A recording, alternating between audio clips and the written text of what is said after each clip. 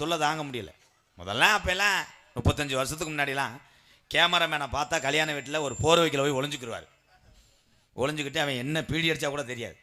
இப்போ கேமராமேன் ஊரா பொண்ணு மாப்பிள்ளையே மதியமே மூடாக்கி விட்றாங்க. அவன் ஏற்கனவே மாப்பிள்ளை காய்ச்சப்பாட்டில் இருப்பான்.